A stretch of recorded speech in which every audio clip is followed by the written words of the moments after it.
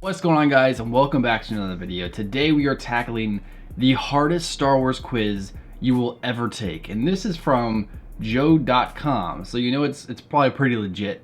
Oh, and before we actually begin, I'm giving this away, so if you want to win it, there'll be details in the description below, so go check that out. Now also, if you have any movies / Star Wars quizzes you want to see me take on the channel, let me know in the comments below, or go to my Discord and let me know as well. I'll leave a link to that in the description as well. So with that said, boys, oh, and girls, everyone, all, Ned is a hero to all. So let's all begin. So we have 20 questions, so let's begin with our first one. This one is, what is the first line of dialogue spoken in A New Hope? Oh, that's a good question. A long time ago in a galaxy far, far away. That is the first line we see on screen, but that's not an actual line spoken. Did you hear that they shut down the main reactor? R2-D2, where are you? I think it's R2-D2, where are you? I feel like the first scene we see is of C-3PO and R2-D2 running around before they actually, before the Empire storms the ship. So I'm gonna say R2-D2, where are you? Oh, is it really? Okay. I'm wrong. There you go. This is my first wrong. Don't worry, I only ever got one thing wrong. That's how it is. What color is Mace Windu's lightsaber? Green, purple, or blue? Well, it all depends. Because in the first movie, even though you don't see it, his lightsaber is blue.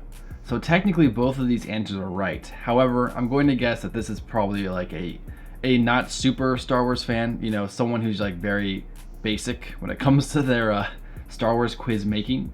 So I'm gonna go with purple. Yeah, you're right. Who is this? Finis Valorium, General Grievous, Grand Moff Tarkin. I'm gonna say General Grievous, just because I know what I'm talking about. Just kidding, guys. Come on, this is too easy. I thought this was the hardest quiz ever. The first question was kind of tough.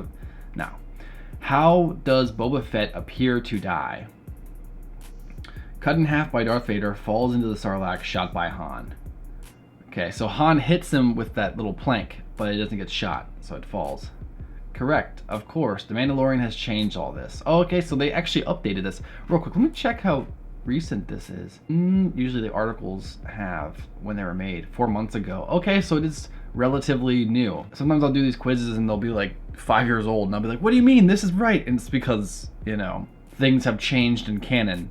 So that's why it is the way it is. All right, this one is, which character from the prequel trilogy makes a surprise appearance in Solo? Jar Jar Binks. Oh my gosh, that would be amazing. I cannot wait for the day that Disney embraces Jar Jar and just lets him be in the background of a movie. I'm excited. I know they're gonna do it eventually. I just don't know when. I'm just waiting for it.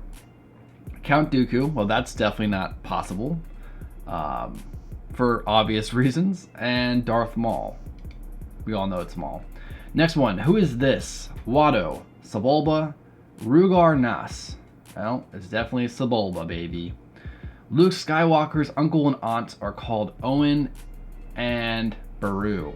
Hana, Nona, definitely Beru. What does Luke Skywalker do when Rey first hands him his lightsaber? Tells her to keep it, throws it away, breaks it in half.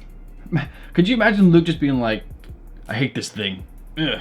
Take that, lightsaber. Now, on a side tangent about this scene, I still think that while this worked as like a comedic moment the first time I saw it, I was actually like, wait, what the heck's going on? Like a couple seconds later, I was like, wait, no, seriously, what's going on? You know what I mean? It's just, this is one of the gags in The Last Jedi that just don't hold up. You know, at one time, I think it does, but now, there's no way, like, the Luke Skywalker character would have been like, wait, how do you get this at least before he threw it? You know, it's just, it's ridiculous. But that's just my opinion. I could be wrong. Next one. Complete his Han Solo quote. It's a ship that made the Kessel Run in less than 12 parsecs. I already know that. 10 to 12. If you combine 10 and 2, you get 12. So there you go. This football-looking droid is BB. Well, this isn't a football, though. This is a soccer ball. What UK jerk made this list? No wonder it's so bad. You know who made this? I bet it was Zeusify. That's why it's so bad. Cause Zeusify, he's bad. Either him or Career Ender was one of those two. But, you know, it's the way it is. Okay, we all know it's BB-8. Oh, and by the way, the UK thing, that was just a joke, so don't take it personal. Go spam me in the comments. You know, I'm an American, so I'm instantly the best there is, but you know, UK is pretty cool. You know, they're kind of really smart. You know, UK might be smarter than America, but America's just the best, and that's just, everyone knows that, so it's just one of those things. Okay, next one we have in Solo, who voiced this droid? Phoebe Waller-Bridge, Daniel Craig, Simon Pegg. Okay, so it's definitely not one of these two because it's a chick, so it's got to be Phoebe Waller-Bridge. What type of question was that one? Because Simon Pegg was plot. He was the big fat guy in episode 7, and Daniel Craig was a stormtrooper, right? So I think what maybe tripped me up is if you used like other female names in this. Maybe like the woman who played Phasma, that might have tripped me up, but didn't get me this time. What color is C-3PO's left arm in The Force Awakens? Gold, blue, or red? It is red. The story behind the new arm was explained in a tie-in comic book. I heard about that. I never really knew the explanation. Wasn't it like C-3PO had a friend that was a droid, and then that droid was dying and sacrificed himself for C-3PO, and so C-3PO wore his arm as an honor to that droid or something? It's kind of like, okay, but it's also really dumb. Like, that's a dumb thing to do. I think what they really wanted to do, the reason why C-3PO had a red arm is because they wanted to kind of show the difference in C-3PO compared to him in the original trilogy. Give him something different. And they just wanted to give him a background story for why that makes sense. And that's the reason why it is. All right, next one. What is the final scene of Revenge of the Sith? Darth Vader screaming no, the funeral of Padme, Obi-Wan taking baby Luke to Tatooine. Obi-Wan taking baby Luke to Tatooine. I knew that one. When you have Revenge of the Sith questions for me, I know them. I never get Revenge of the Sith ones wrong. I can get any other Star Wars movie. There's probably some things I'll get wrong in them, like for the first question they had. But if you're talking Revenge of the Sith, I know everything. In fact, I challenge you guys in the comments below. You give me something about Revenge of the Sith, give me a question like this, I'll answer it right. Because I'm just awesome like that. And that's the way it is. Don't at me, y'all, as the kids say. Okay, next one we have. Who was cloned to create Count Dooku's... Come on, this is Jango Fett. I don't even gotta ask. Qui-Gon Jinn, Mace Windu. You know, Qui-Gon Jinn was cloned in Starkiller's writing of the story. So there you go. That's pretty interesting. Next one. Who is the only actor to have appeared in every theatrical Star Wars film? Carrie Fisher, Anthony Daniels, Kenny Baker. Oh, wait, every appear. Okay, so Anthony Daniels wasn't in episode 1. Kenny Baker, he passed away before episode 8 and 9, right?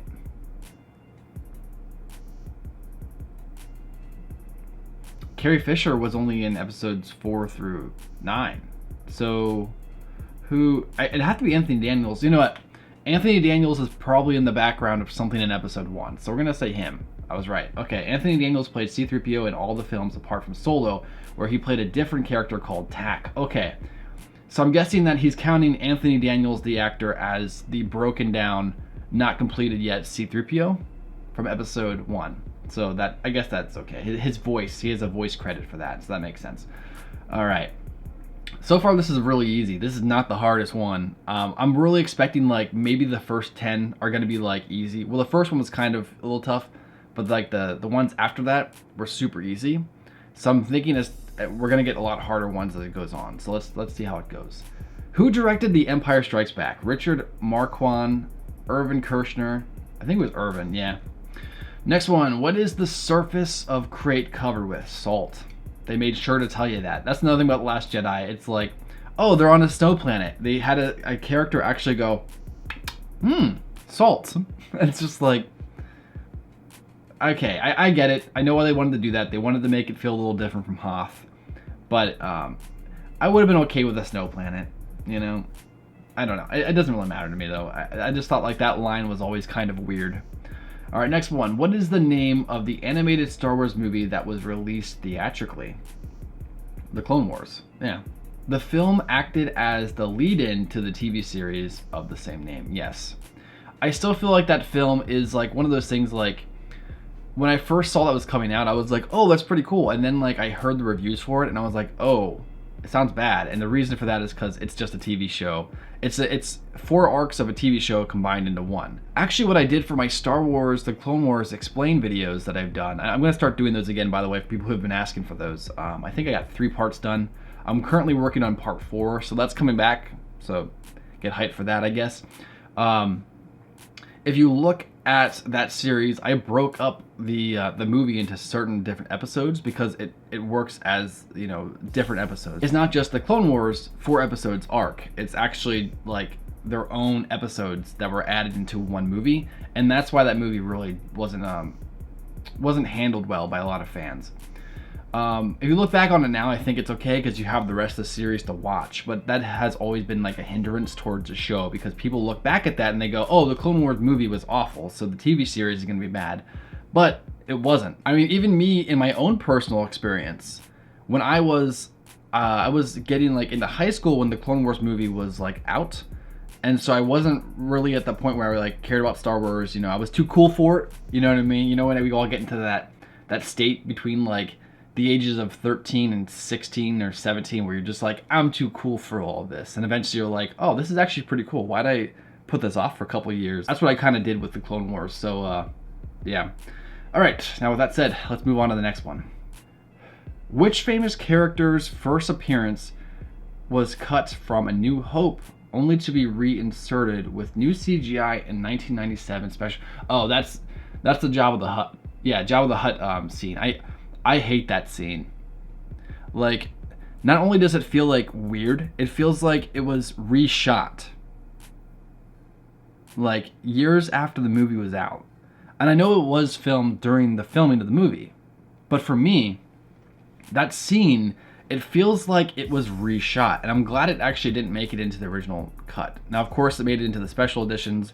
And I really don't like that scene because of, like, the character we know Jabba to be compared to who he is in that scene. And I know he was originally supposed to be like a normal human being, and then they made him into like a big slug, so they went back and special editioned him and stuff, but like, I never liked that scene. It just feels so disconnected, and it's just weird. It feels like it was filmed 3 years after the movie came out, and then they put it into the special editions type of thing. I know that's not true, but that's how it always felt to me. So yeah, and in the end, you also have Boba Fett, who they digitally inserted into that scene too. So Boba wasn't in that scene initially, but then they put him in for the lulz, and there you go. And for our last question, which martial arts superstar plays blind warrior Chirrut Imwe in Rogue One? Donnie Yen, Jackie Chan, Jet Li. This isn't even hard. What question is, are those the only 3 Asian actors working today? You could have used any Asian actors and made it harder, but you decided to pick the 2 most famous and then gave me another one that I didn't recognize as well. Okay, so this one is obviously Donnie Yen. However, I would like to see Jackie Chan in a Star Wars movie at some point. That would actually be pretty dope. I know he's a little older now, he can't do as many stunts as he could at once, but I want to see Jackie Chan in a Star Wars movie. I think that'd be cool. What do you guys want to see? Let me know in the comments below. Alright, so I got 19 out of 20 right. The only one I got wrong was the very first one. So there you go, boys and girls, all. That is the hardest Star Wars quiz of all time. Do you guys know of a harder Star Wars quiz than this? Let me know in the comments below, or go to my Discord, go into the Net Suggestions tab, and leave a link down there. And if I use your video, I will give you a shout out in that video. So there you go. But thanks again for watching, guys. Don't forget to check out the link below to make sure you can enter to win this bad boy. It's gonna be pretty cool. So I have other stuff I'm giving away too, including some of the posters above me here. Not these ones, but ones like them. So make sure, like I said, to like, subscribe, turn notifications, and go check out that video. So that's it, guys. Thanks for watching, and I'll catch you later. Peace.